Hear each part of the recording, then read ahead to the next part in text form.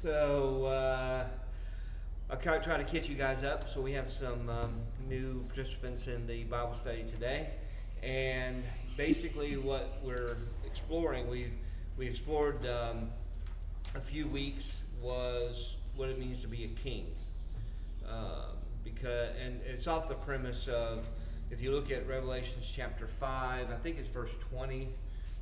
You may have to read a little bit in there, but it says that what it is a scene in heaven, and it describes us as believers, and it says that we're going to be kings and priests forever. You ever heard that? You've heard that. You've heard me say that. Yes. Yeah. So anyway, but it says we're going to be kings and priests forever. So if we're going to be kings and priests forever, the idea is, well, what does that mean? What does it mean to be a king? What does it mean to be a priest? So we kind of explored what it means to be a king. We looked at the qualifications of a king. We looked at some of the examples of kings. We looked at the divided kingdom. We described how the southern kingdom was more of representative of true belief. The northern kingdom was more of religion. It had a form and a function that looked like what was going on in the south, but God didn't honor it. So it was purely just man's attempt to bind themselves to God, and God was not having it. And that's kind of what happens today. Would you agree?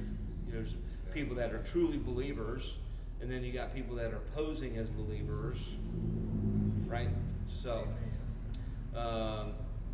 but they think if I just get in the building, I'm good, right? If I just get and I stand up, I sit down at the right time, I say the right things, I do the right things, then I'm a believer, when they may not be, right? So the idea of being a king, and it basically boils down to this: God allows us to make this whatever we want it to be. He gives us the freedom to be a king, and it's kind of like giving a 2-year-old a loaded gun. It may not go off, but it might. It's a dangerous proposition, and that's where I jokingly say, God, the way you're doing this doesn't really make sense. Human sense to me. I wouldn't do it this way, but God decides to do it this way. He gives us freedom. He gives us enough rope, literally, to hang ourselves. So we were looking at the kings, and we looked at different ones, a couple of different ones. We looked at Jehoshaphat and Hezekiah extensively, looking at how they operated as a king. But when you look at the qualifications of a king, and you look at how it fleshed out in the Old Testament, you start seeing that the only one that really showed up being a king from God's point of view was Jesus. Jesus acted completely as a correct king, which we look at Jesus and we would you really characterize Jesus' life as acting like a king? From our perspective, we'd say no. But from God's perspective, it's completely yes. He acted exactly like a king that God wanted. Okay. So then, once we did that, we moved into, well, if we're going to understand what a king is, then we need to understand what a priest is. Now, this is going to be a lot more intricate, a lot more detailed. Hopefully, I'm not going to scare you off with the amount of detail that we're going to cover. But it's important to know. I mean, even if you don't function as one, you need to at least understand what it means. Because when you look at the New Testament, it talks a lot about priesthood. All right, so you have some of the passages we covered was 1 Peter chapter 2, verses 4 and 5. I think that was, look at that real quick if you don't mind. I think it's verse 4 and 5 where it talks about that we're talking about Jesus being the chief cornerstone. You've heard that probably. But it talks about we as believers make up stones that build a spiritual house. But we also are spiritual priests that do spiritual sacrifices. It literally says that. Read that real quick, if you don't mind. It's in Peter, 1 Peter 2, 4, and 5. First, chapter 2, Chapter 2, yeah. and then 4 and 5.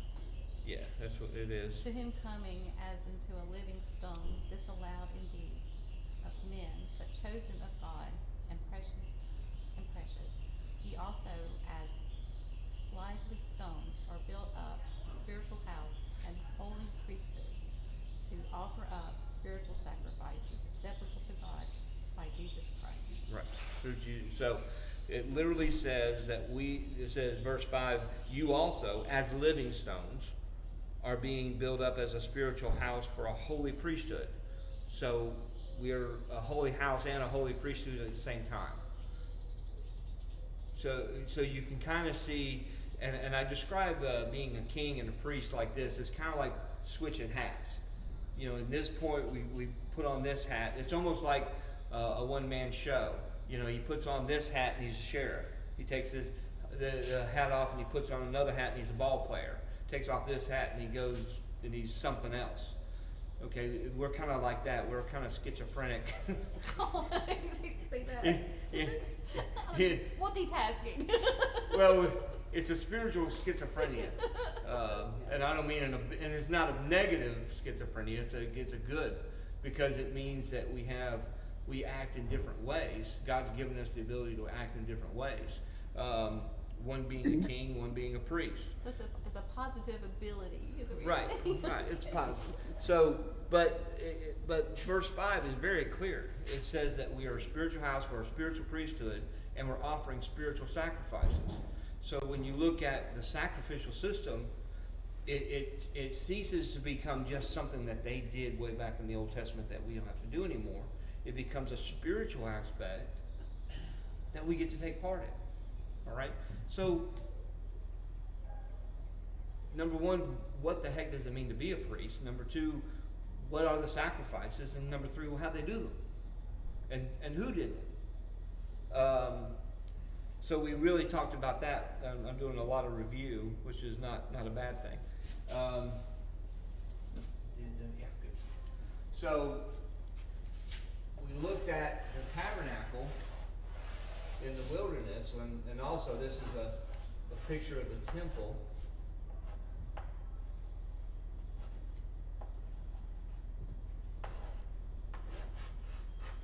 Have you studied anything about the tabernacle in the wilderness? You ever heard anything about it? That's Okay. why I'm here. Enough to Okay. get us in trouble. Okay, well, I mean, I just want to know where, I just want to know where everything is. Because it was, we know it as a moving tent. Right, Originally. right. So, the tabernacle and the temple are basically the same in form and function, all right? One is just grander than the other. But God originally gave the tabernacle. And I said last time that the tabernacle, if you go and look at Revelation, when you look at, when God speaks to Moses on the mountain, he says, I will show you the pattern in which you should do this. And he's basically giving him, this is what's in heaven, and I want you to make a replica of it on earth. And that's the tabernacle. So heaven is laid out in this way. Revelation actually shows it. He says, when John went into the heaven, when the door opened in heaven, and he saw souls, the martyrs that were under the altar. Remember that? Where they cried out, God, how long will you wait before you avenge us? Well, where are they? That means that in heaven there's an altar. Remember when Isaiah, the famous, where we get the song Holy, Holy, Holy, where Isaiah saw the Lord high and lifted up, his train filled the temple. Well, you think it's a picture of heaven, right? And it says that the angel took a coal from the altar and touched his lips. Remember that from Isaiah? And cleansed it.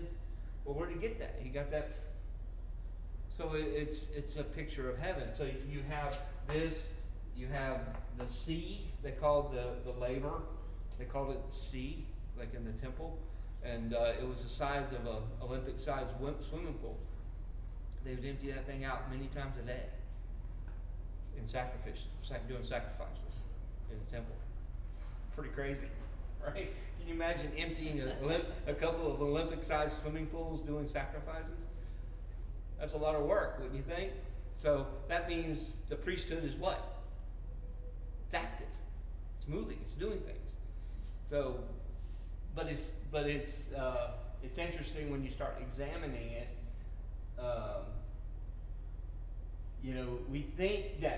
We think maintaining the tabernacle is the purpose of the believer's life, but it's not. It's part of it, but it's not the whole purpose. The whole purpose is to be a facilitator of the sacrifices. So then in here you have what's called the tent, which has the three elements: the table of showbread, the menorah, the altar of incense, which represents prayer. Then you have the Holy of Holies, which the Ark of the Covenant would be there. All right. Now, there's 5 basic sacrifices. Now, what happens is we get confused with the feast, the Day of Atonement, and some of the other events, and we get those confused with the 5 basic sacrifices. So the 5 basic sacrifices are the burnt offering, meat offering, or grain or bread, peace offering, sin offering, and trespass. In that order. So yeah, Burnt, bread or grain, meat. Why they call it a meat offering in the King James?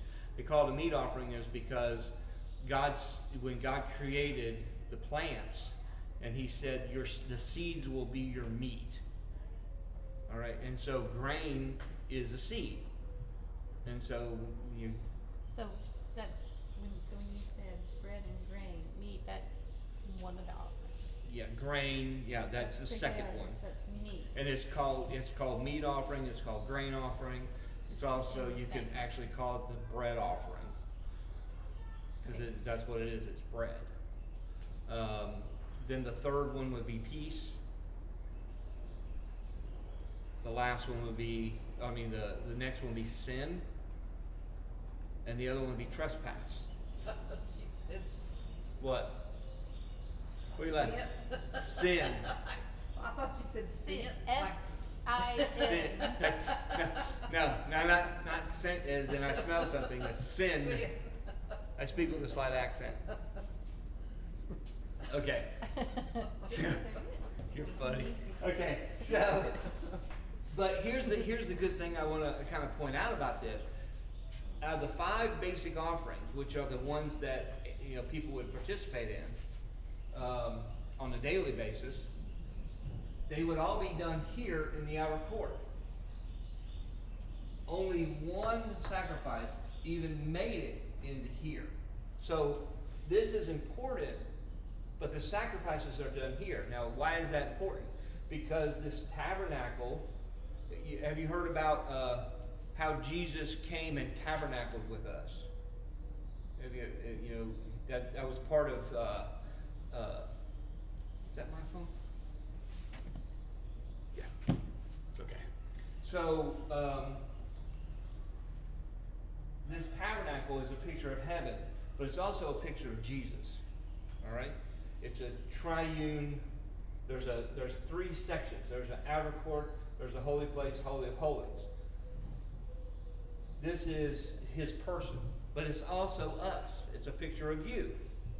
All right? That means in you, there's an altar, a place of worship. Okay? There's a laver, place of cleaning. There's a inner court, which would be like, consider your soul, your mind, will, and emotions. There's 3 connections here. And then you have the most inner one, which would be your spirit.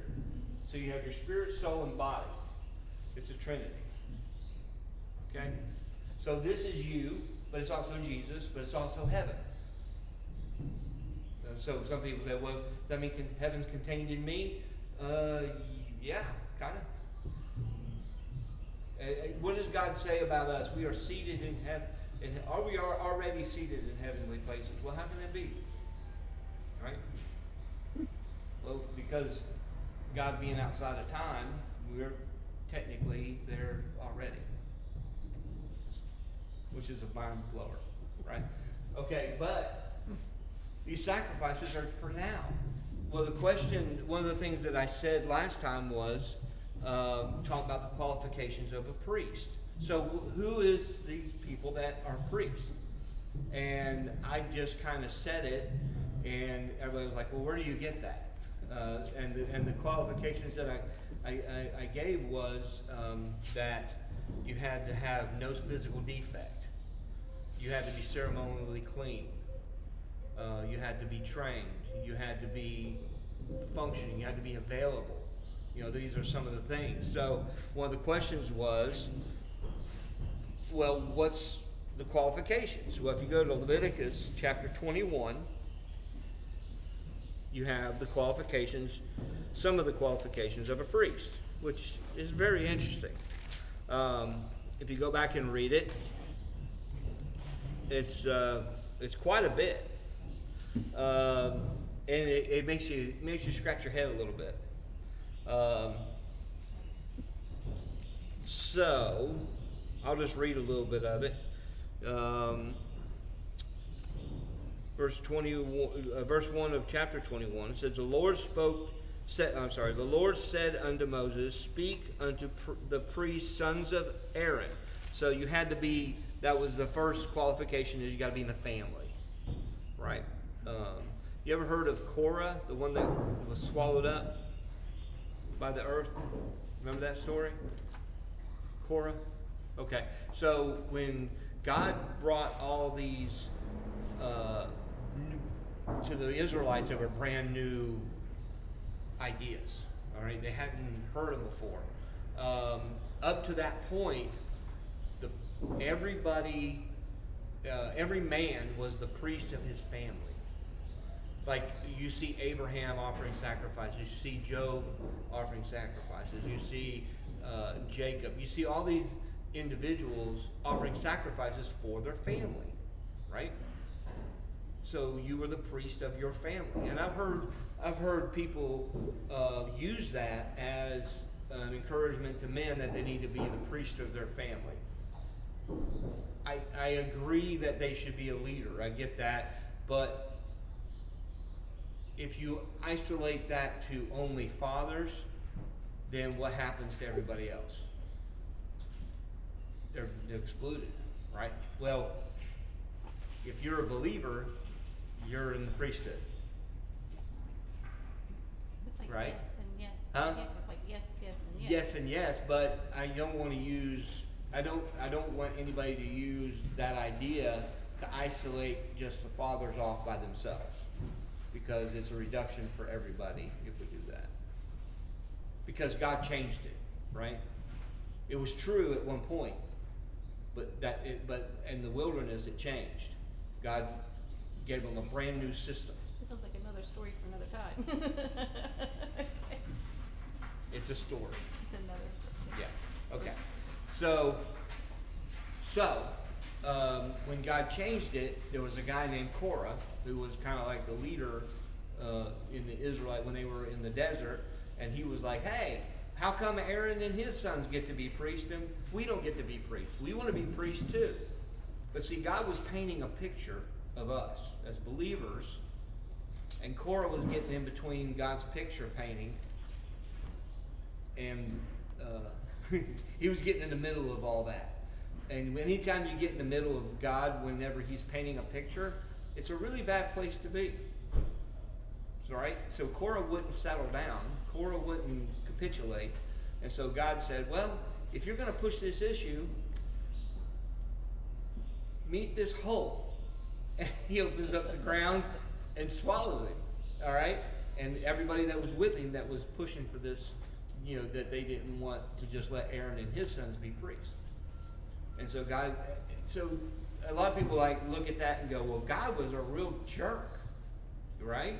Why was God so, aggressive? Well, if God's that aggressive about that, that means that that picture had such a great importance. He couldn't let anybody else mess with it. See, it's a picture of me and you, which is interesting. Because when Jesus shows up, have you ever heard that Jesus cast shadows back into the Old Testament? You heard that before? Like he fulfilled all you. these prophecies, and like Abraham and Isaac is a picture, is a shadow of Jesus, right? So all these, Joseph is a shadow. Isaiah, where Bruce the Hill or something like. Oh, you're talking about the prophecy in whenever. Uh, uh, Like it was like already talked about where. that he Or would like the bruise his, cross. you would bruise his head, but he'll bruise your heel. Yeah, and there's all kinds of, prophecies and stuff. It's basically a shadow of what Jesus would be, right? So Jesus is casting a shadow backward into time. Well, in the priesthood, that's a picture of us as believers, and we cast a shadow backward as well. So when you look at the priesthood or look at what they did, you can see that as a shadow of ourselves. So you can, and I've heard people say, well, you don't, they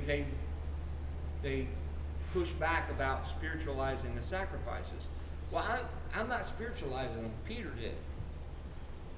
Peter said they were spiritual sacrifices. So they're not just random sacrifices. They're specific to what they understood as Jews. Make sense? So I have to look at it in a spiritual way, not in a physical way. All right. So when you go to this, it says the first qualification is that they got to be in the family. So if you're in the family of God, congratulations, you're a priest. You may not feel like it. You may not think like you are. You may not want to be one. And that's fine. You're welcome not to do it. But you are. Okay?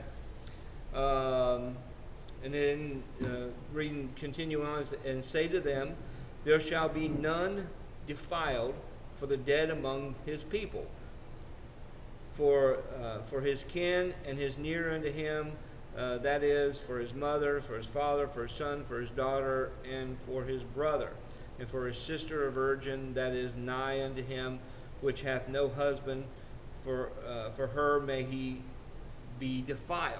So it's giving you, the first thing is you don't want to be connected to a dead body, okay? And that's part of their being ceremonially clean. So that's another qualification. They got to be ceremonially clean. And I don't want to get stuck too far into this and that's why I don't generally detail the qualifications, because it kind of gets a little confusing, because there's a lot of things in there that are very Jewish culture that we don't have in our culture, and it's a little, what? So we kind of like, I don't know about that. Like what kind of wife you got to have?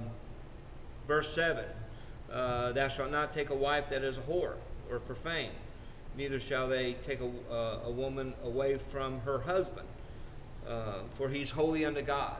So it's an idea of, and again, the priest is going to be a picture. So he's a picture of how we stand in Christ. So how do we stand in Christ? When God looks at us, if we're in Christ, how does God see us? How does he see you if you're in Christ? Huh? He sees Jesus. Or, As a yes. believer. Yeah. As a believer. But what's your condition? I don't have a condition. That may be a condition. Well, what it is he sees you as Jesus himself. So he doesn't see you, but he sees you. Right? He sees you, but he doesn't see you. He sees Jesus. He sees his son. He sees you exactly at the same status of. So when he looks at you, you're perfect, you're clean, you have no defect, and you're qualified. Because of Jesus. Because of Jesus. No, but you stand perfect. So this this qualifications is a picture of that perfection, right? So if you look at, it talks about the high priest a little bit. I won't get hung up in that. But if you look at verse 16, it talks about his physical disqualifications.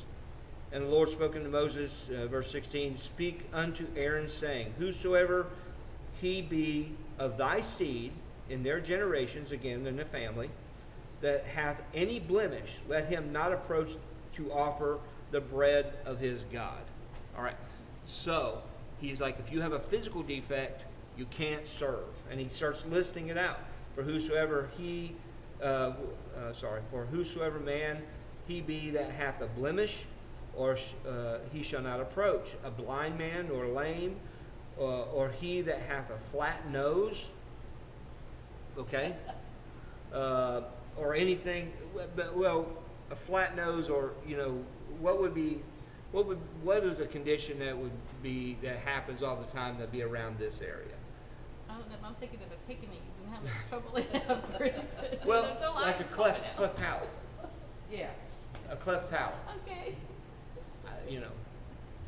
But I mean, it's a qualification. Flat nose or anything superfluous, or a man that is broken-footed or broken-handed, or crooked backed, or a dwarf, or hath blemish in his eye, be scurvy or scabed, or hath his stones broken. What in the world does stones broken mean? I think you can connect the dots on those. Okay, he needs to have his reproductive area intact. Isn't it interesting that God would say that? No man that hath a blemish of the seed of Aaron, the priest shall come nigh to offer offerings of the Lord made by fire. He hath a blemish; he shall not come nigh to offer bread of his God. So why would God? So if we're a picture of the priest, as the priest is a picture of us, and we are a picture of them, why wouldn't he want all those disqualifications? Why would he make those disqualifications? Good question. Well, so I just told you what status God looks at you in, right?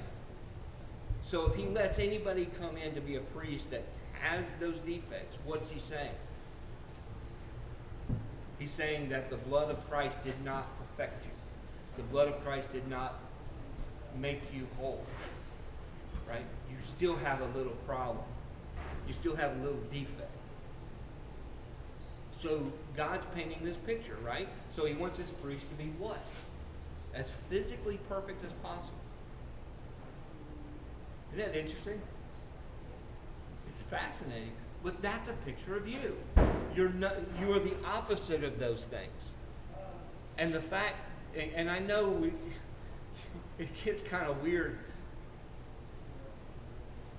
but that means every believer is able to reproduce. All right? So you may say, well, I can't do X. I can't do Y. I can't do Z. I beg to differ with you. If you're a believer, and you're a believer in Jesus Christ, and you're in the family, God has equipped you through his Spirit to reproduce. Now, do we believe that? We may say we believe it. Do we act like it? Right? Have I invoked any questions there? I mean, Lots. okay, well, give me some then, because I've said a lot. You still there, Denise? Did we lose her? I don't know. No, it shows her there.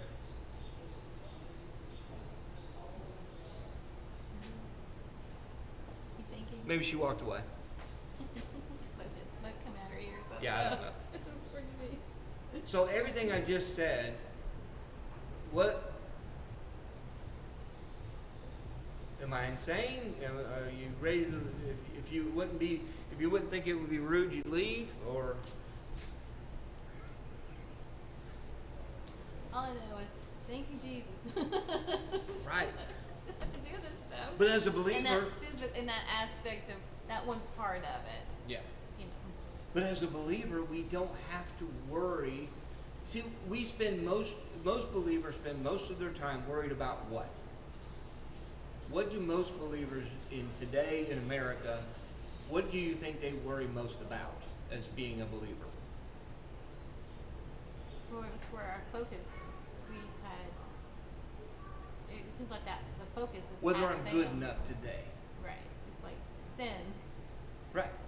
We're focused on the sin in our life, right? Now, should we ever not focus on the sin in our life? I think we should be conscious of it, right? But should it be our only focus? No. Why? Because it's been taken care of. We lay it at God's feet, we got things there. It's, We can't keep, you know what's been interesting? It's already there. But what do? we keep picking it up. We keep going over there, sifting through it, going, "God, have you seen this, God? This is terrible. This is awful. Have you seen? I can't get over this right here." And God's like, "Would you stop it? Have you dealt with it? Yes.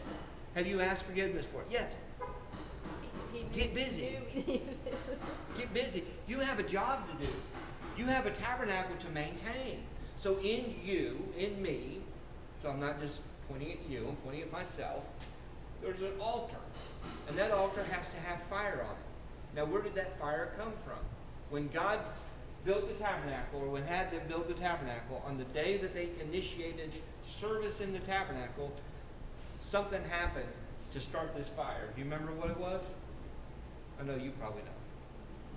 It had to be heavily. God rained down fire and started the fire. And it was their job. So when they would move this thing around in the desert, they would take a little pot of coal, a little thing of coals, and put it in a pot. And they'd walk around with it so that the next time they stop, they put this down and they start the fire again from those coals. Right? So God started the fire, and don't let it go out. That's one of the charges. Don't let it go out. It's a picture of God being, because this is a picture of judgment. The altar is judgment. It's made of brass, which is judgment. It's got fire. It consumes. It's judgment. So, if you start the fire, who's the judge? That's right. We like to start fires, by the way. Yes. But if God does it, it's God judges, not us. That's what Jesus said. I'm not judge. I'm not here to judge. I do judge. I make judgments, but I'm not judging you. God judges you.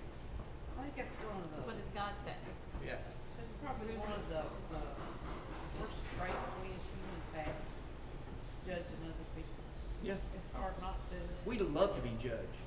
Yeah. You know who we like to judge more than anybody? Our friends. Mommy, I have to be your friend.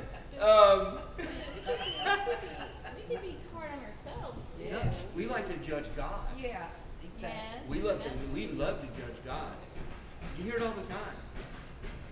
Well, if God's a God of love, then why would He do X? Well, if God's this, then why is this? Well, if God's this, then why is this? Well, who are you to sit and say what God should do or shouldn't do? You're making yourself judge. That's like when my husband developed cancer and everybody says, well, God brings you to it. If God gives you, I said, no, I don't think God gave him cancer. No. It's how we deal with it Yeah. through him. And another thing, my grandson, he's 20, and he was beating himself up. He goes to church. He was beating himself up. All these things that I've done in my life. I said, look, you gotta pray about it and let it go. Yeah. You can't live well on the past of what you've done. Give it over to God. Let it go. Walk away from it. To move on. I've had similar conversations with brothers, and they'll be like, "Oh, I've done this," or "Oh, I've done that," and in my past, this is my past, this is my past, this is my past. I'm like, okay, are you still doing it? No. Did you ask forgiveness for it? Yes. Let it go. It's done, man. It's gone. You're done. You're letting the enemy focus you on, pigeonhole you to where you can't be of service. See, if you're so busy focusing on yourself, can you imagine a priest being in here and all is concerned about is his clothes? And he can't. Every time he takes a step, he gets a little bit of dust on it on the fringe of his garment, and he's oh, I gotta go wash it, and he spends all of his time focused on. That means that the fire's going to go out. That means there's not going to be any water in the labor. There's not going to be any bread on the table. There's not going to be any light on the menorah. There's not going to be any prayers going up. See what I mean? Yeah, we've heard that your prayers being hindered, things like that scripturally. I'm not sure where the school is. I've heard that. This right here, the table of the altar of incense is a symbol of prayer. So you see that in Revelation 2. Revelation as well, not chapter 2, as well. Where that's in heaven. There's where they pour out the prayers of the saints. If you remember that in Revelation. See, that's a picture there. So the priesthood they need to be as physically perfect as possible. Does that mean that they could have had some blemish that nobody knew about, or a disease that nobody knew about? Well, sure. Just like when you bring an animal that is, that looks perfect on the outside, but you cut it open and it's got cancer or something. You don't know till you actually do it. But God's not holding you to that standard necessarily. It's the picture. So we as a priesthood, we need to be ready to admit and agree with God. See, if I tell you you're a priest in the framework of God, and you have a job to do, you may come back with a I don't feel qualified, or I don't know that I want to do that, or what are some other objections to you're a priest? Sound weird? Does it sound weird that you're a priest? Yeah. Does it? It does. Yeah. So what's the job? So what is this job of a priest? God says that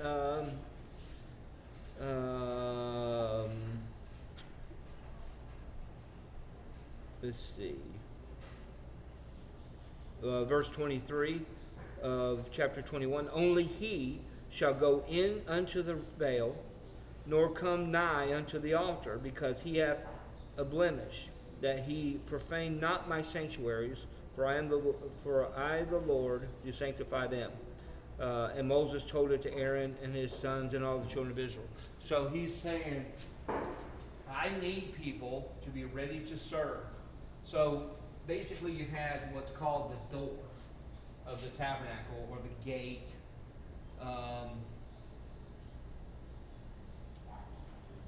There's one other term that you would use for it. Some people will call it a veil.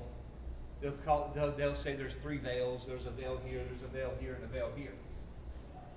Right? But I don't know. Call it whatever you want to. But I call it a gate.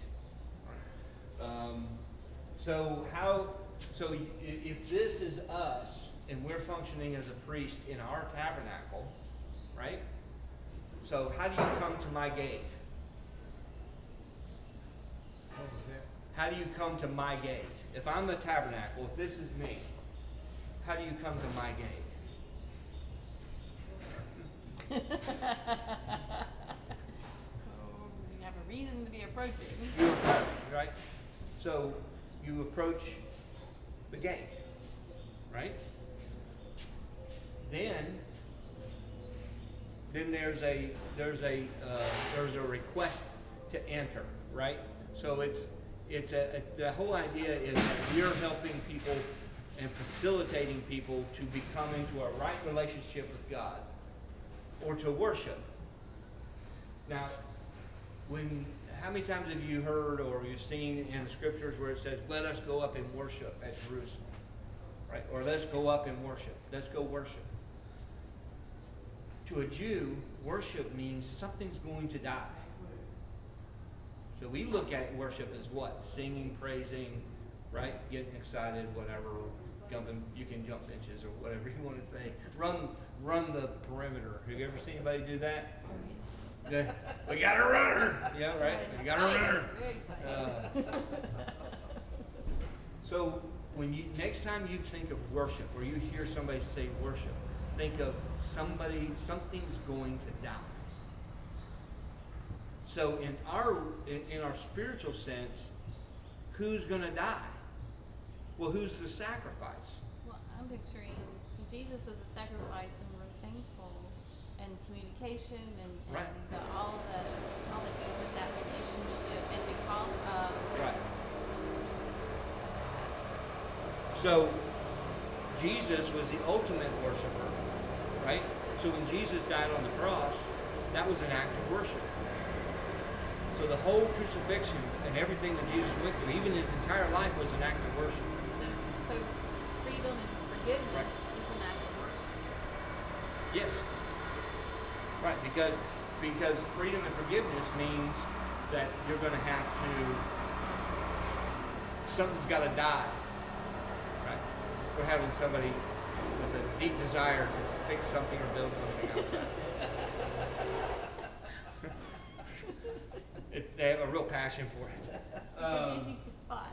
Right. So,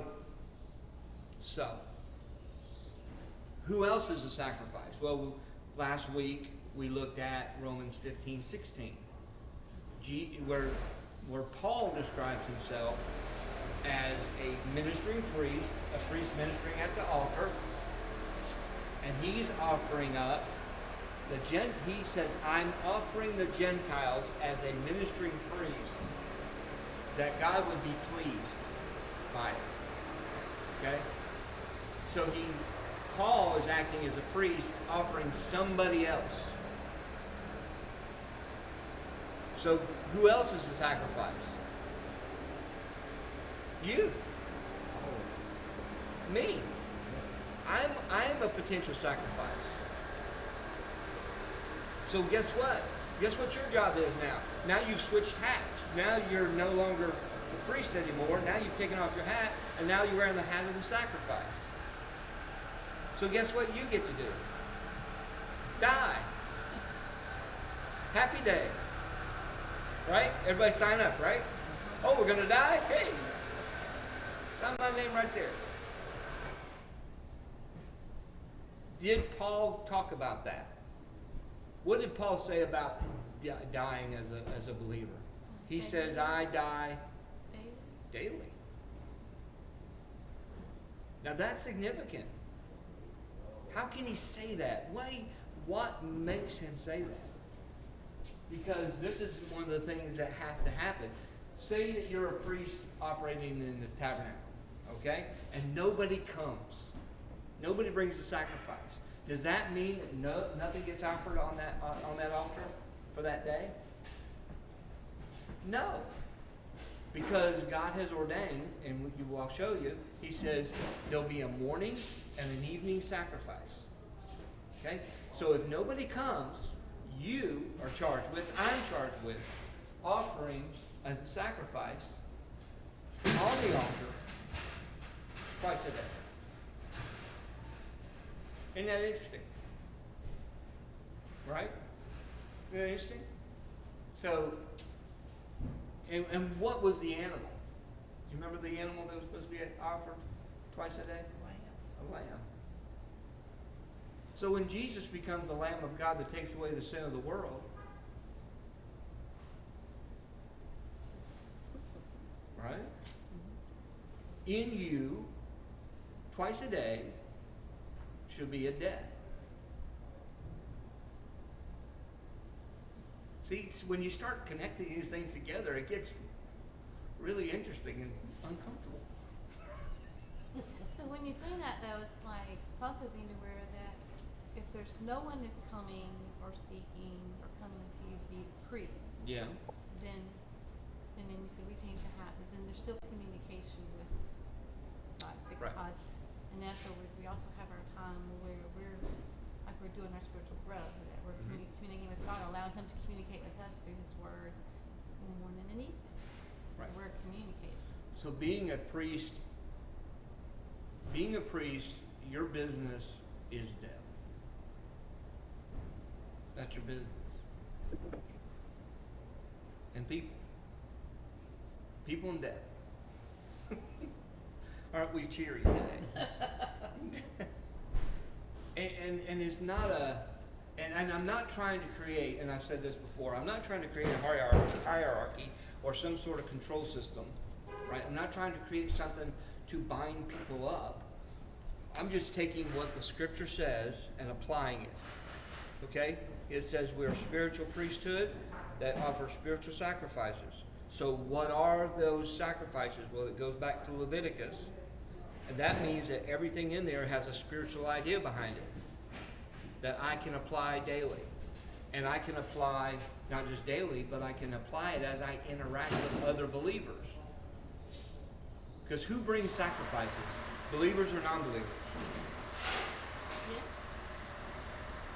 Well, a non-believer would bring what? Or what is the beginning? Well, it has to start with dealing with the disqualification of sin. But then after that, we think that all sacrifices are about sin, but they're not. Only 2 of them are even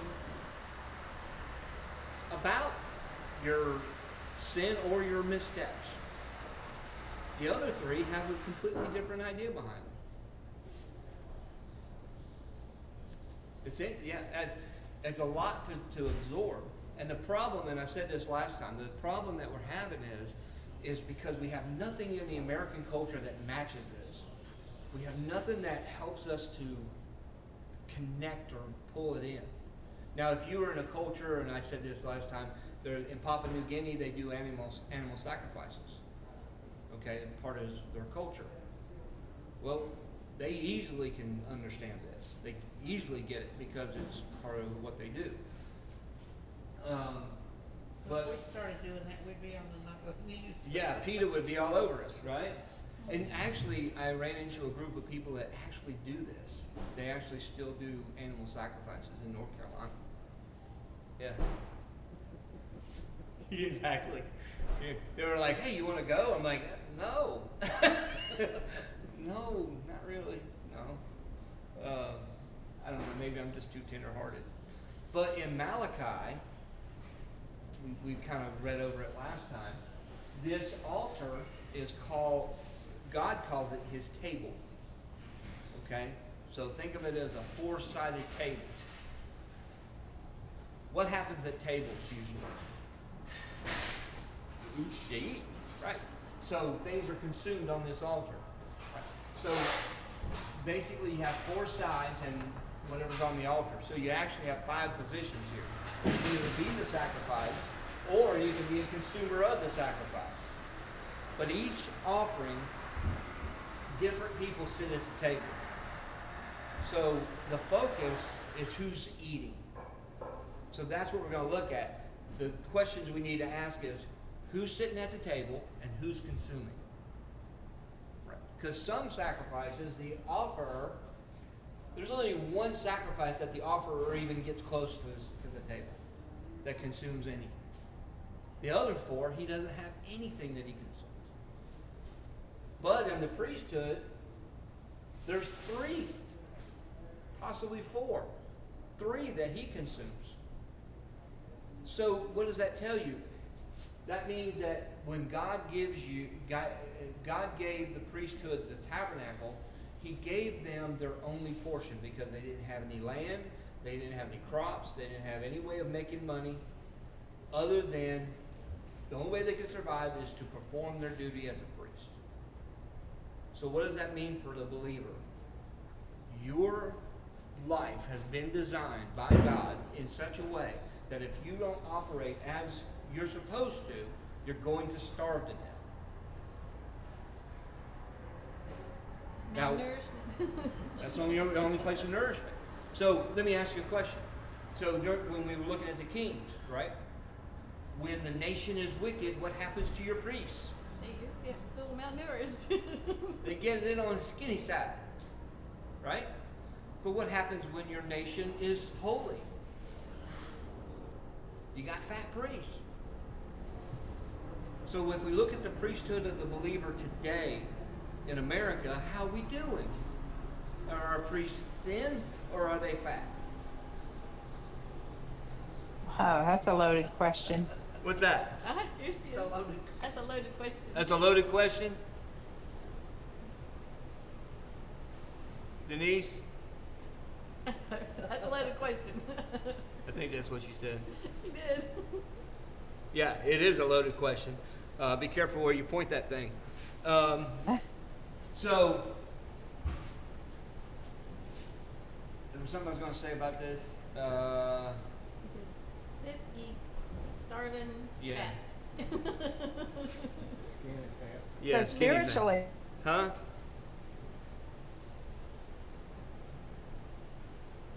I think we're having the same trouble we had last time. Other mic. Yeah.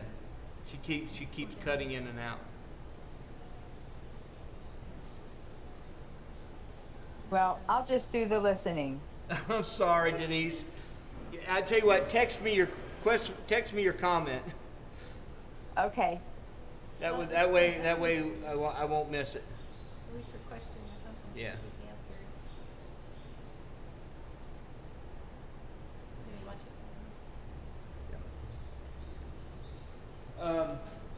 There's something I was going to say about this. How does that look here? What? How does it look here? Our culture. How are we looking? How are we looking? Oh, as a believer, Yes. I look at everybody trying to make it from week to week. That's what I see. Like, I see people, Jesus called it the abundant life, right? So what's the abundant life look like? Abundant life means that you have more than enough. All right? So do most believers have enough for themselves and enough to give away? Depends who you talk to, right? So the idea is not to be just making it.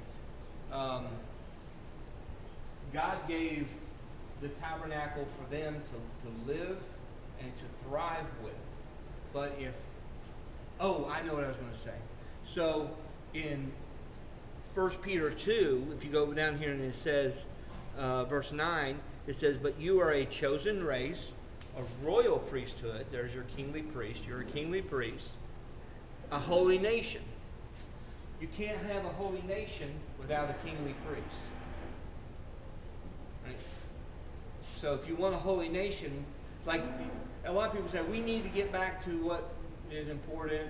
We need to bring America back to God and all that. Well, what are we going to need to get people back to God in America? Priesthood.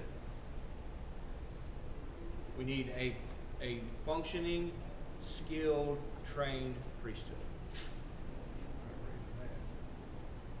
That means we need to know what this is about, how to function in it, how to prepare it, how to make it ready so that when somebody shows up, we know what to do, we have the tools to do it, and there's no question. Right? But see, what's happening today, and I know this is happening, is that we have a problem is we have a priest that know how to keep this right. Okay? We know how to keep this right. But when somebody comes in the door, we go,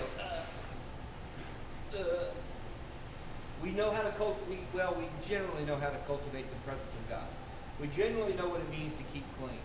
We generally know what it means to eat bread or truth, or have light, or prayer, or again, have the presence of God, which is that's the whole tabernacle. That's what we focus on. But we never think about why we do that. We do that so that when somebody comes to the door, that we're ready for service. So this, maintaining is service, but not the main service. It's a side service to the main service, which is somebody else. This whole thing is rigged so that you live outside yourself towards someone else. See, the more you focus on yourself, the more trapped you are. You realize that? So a lot of people say, well, I can't deal with this. I can't seem to get over this, whatever it is. I don't want to pick on anything. I can't seem to get over this. Well, you focus on someone else. Huh? Yeah, get outside yourself. Quit, because you're obsessing. You're obsessing. You're obsessing. You're picking the fuzz out of your navel. Stop it. Focus. Yeah, I What's had up? a friend that called me one time and she said, I asked her how she was doing and she said, oh, I guess I'm having a pity party. And I said, well, I don't do pity parties. Suck it up. You know? That's So right. yeah, Yeah. if you're having a pity party, you can't concentrate on others around. Now, but there has to be moments of evaluation, right? Because you have to look and say, do I have enough water? Do I have fire? Do I have this? You have to look. You have to evaluate. Then you have to act. But you can't get locked in it, right? So deal with it, move on, right? All right. So I said a lot. Have I overwhelmed everybody? Does it make sense? Some of it. A lot to go look for. Yes. So if you wanted to look at, if you want to look far, you know, like in chapter 22, it talks about the separation of the priests. And then you have at the end of that chapter, what the physical, it's the physical imperfections that you're looking for as a priest. I don't really get into that in this study because it's so intricate on the sacrifices, but it's helpful to look at that. But what I'm giving you is a key to Leviticus. Most people dread reading Leviticus because it's so, so boring. But it actually is quite exciting when you see it, when you finally understand it for what it is. All right. Any last questions? Denise has a same Okay. question. And, Sorry, I Denise. don't know if she could hear you to say and text it. Or maybe you can just text her. Yeah. Or call her a little bit and see Yeah. individual, personal. Yeah. Call me. And Or, I'll, or you can yeah. reach out to her. All right. So if nothing else, I'm gonna release you.